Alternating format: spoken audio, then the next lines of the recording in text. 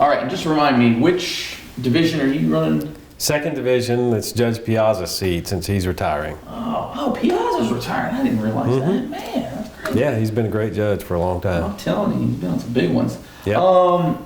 So, and what kind of court is he?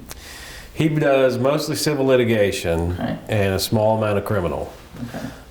And civil litigation is what I've always practiced in. That's my career, civil litigation. Right on. So I guess just kind of give us a little bit of background here. Who is Scott Richardson? Oh, I'm Pulaski County resident. I've lived here all my life. I've been a lawyer for the last 18 years. Of that, I've spent about 10 years at the Attorney General's office with Governor Beebe and then Dustin McDaniel, who's now my law partner. While I was at the AG's office, I was privileged to handle some pretty large matters, mostly in education law. I handled the end of the Lakeview litigation in 2007 and helped bring that to resolution for the state. And then I was the lead lawyer for the state on the Little Rock desegregation case, where we pushed the districts to make sure that they were complying with their desegregation plans, but also were ultimately able to resolve the case for the state in 2013.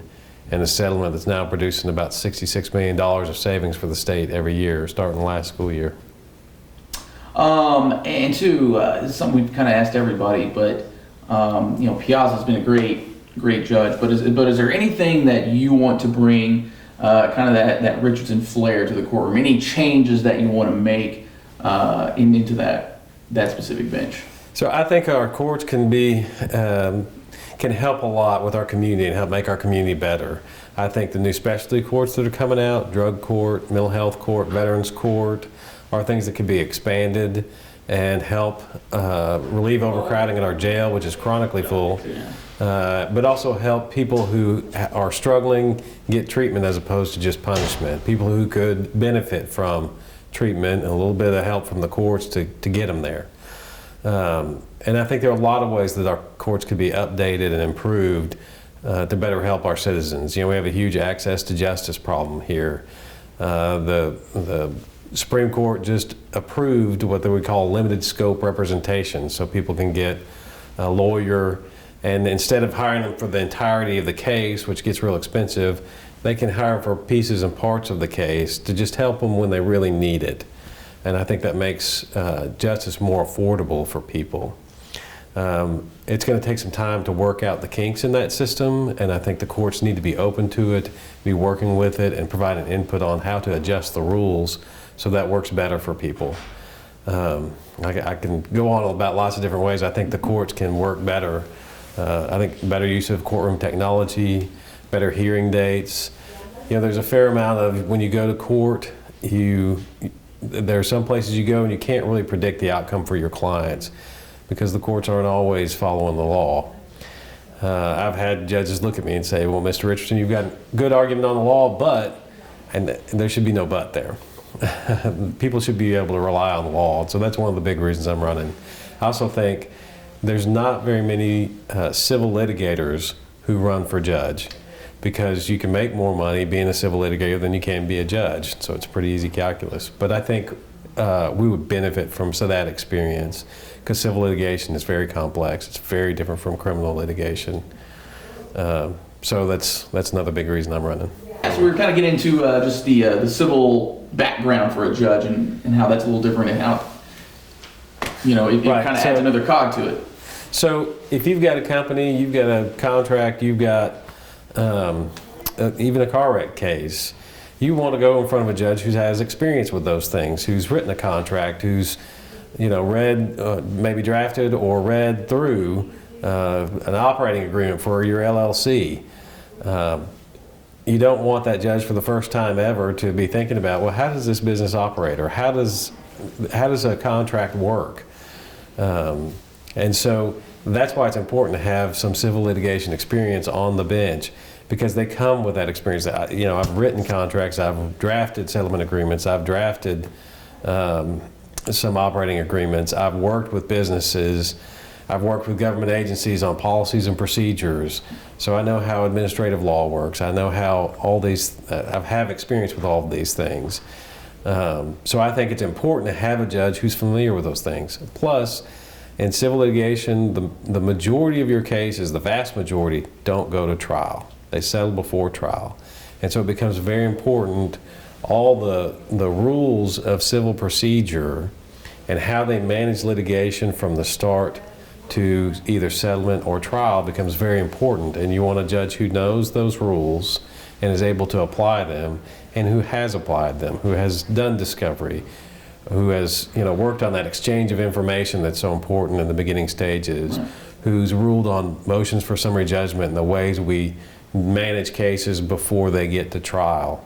So he understands the standards, he understands the law as it applies to each case as it comes forward.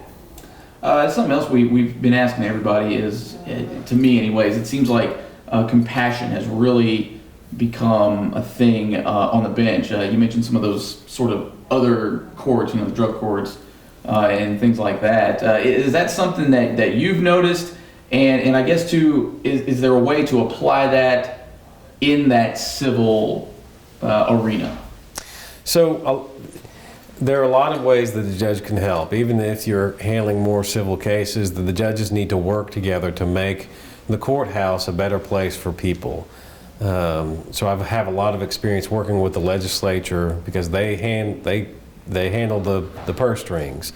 So if you want to expand programs, you're going to have to get additional funding. You're going to have to know how to interface with the legislature to get that. I can do that. But beyond that, every judicial candidate will tell you, "Oh, I'm fair. I'm for fairness. I can be fair."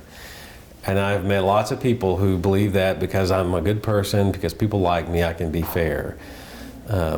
But I've handled civil rights cases my whole career, which are about fair and how can you be fair to people.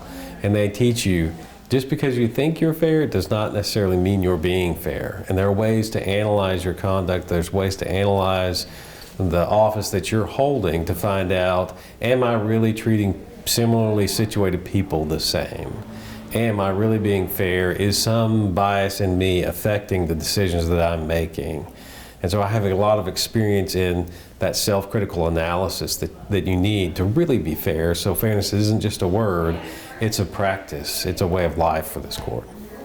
Kind of switching gears here a little bit. We've been also just kind of asking everybody, do you guys have to campaign a little differently than what people are, accustomed to when they think campaigns? I'm going to make all these promises. I'll go if there's sweeping changes. Well, right. You guys already kind of have your rule book laid out. It's, the law. I guess too, kind of piggybacking off that, why do you think people just don't seem to pay as much attention to these judicial races as they probably should? Well, it is difficult because it's hard to take the big policy decisions or the big policy positions that people really care about in a normal political race. So you can't talk about abortion or pro-life or those big issues because those might come before you, and you can't tell people I'm this way or I'm that way. You have to be for the law. And it's not as exciting to talk about I'm for the law. So it really becomes about your qualifications, which again is not as exciting as getting people on those policy positions. So it gets a little bit difficult. But it's critically important because at some point in your life, you might end up before a judge. And that is going to be the one person who decides your future in that case. You vote for a legislator, they're one of 135 over the Capitol, or 130, excuse me. You vote for French Hill or Joyce Elliott, they're going to be one of over 400. So they're going to take policy positions and press things, and they'll do their best for their people, but it's not going to come down to them to decide. For a judge, it will. You go to a judge in your child custody case, that judge is going to decide what the future is for your children. So it's critically important that you have somebody who knows how to be fair, who knows the law, who knows the burden of proof, and knows what's right. I guess if I'm just any old voter out here, I don't know anything about this, I guess sell me on Scott Richardson. Well, I have the experience. I'm an Eagle Scout too, so that helps tell you my integrity is intact. I believe in the Scout Law, the Scout Oath, those things. I'm a family man. I've got 4 children that are wonderful and taught me many things about what it is to be a child again and how to raise them. But more than anything, I think it's my experience in civil litigation that should drive that vote. Because we don't have a lot of judges who have a depth of background in complex civil litigation. I think that our bench would benefit from that. And I think a judge who is not just saying, I'll be fair, but knows how to be fair, knows how to do that self-critical analysis of, am I really being fair? I think that's something that people need.